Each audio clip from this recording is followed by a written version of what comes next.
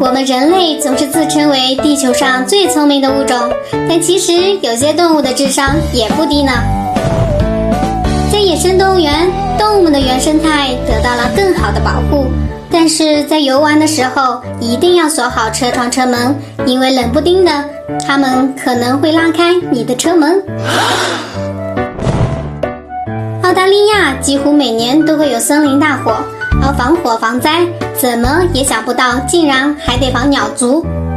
有一些中大型鸟类为了捕猎或者霸占其他动物的巢穴，竟然公然放火。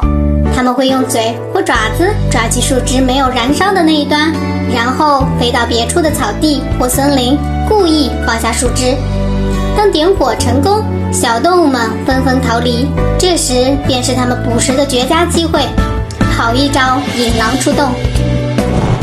猴子是天生的模仿达人，你做什么它们就做什么，而且它们还会使用工具，会尝试用石头打破坚硬的东西。如果你在动物园里敲打玻璃，搞不好它也来学一学。小浣熊可可爱爱，长相呆萌，但它们的聪明劲却是用在了偷东西上。小浣熊会在你不经意的时候偷偷溜进来，然后大摇大摆地偷走食物，整个行窃路径一气呵成，绝对是高手。你永远不知道你家的宠物会带给你什么样的惊喜。这只宠物鸭不仅长相讨喜，可爱又治愈，更厉害的是，在一次偶然的机会，主人发现这只宠物鸭竟然会打鼓。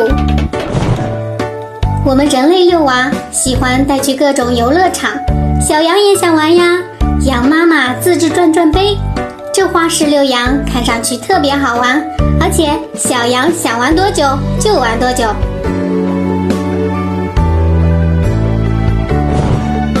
四肢发达，头脑就一定简单？ No No No， 连动物都不答应哦。还记得那年的世界杯吗？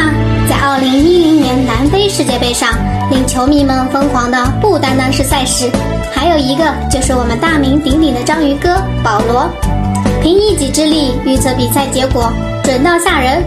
章鱼哥预测的欧洲杯命中率80%，在2008欧洲杯和2010世界杯2届大赛中，预测14次，猜对13次，成功率更高达92.85%，引发全世界膜拜。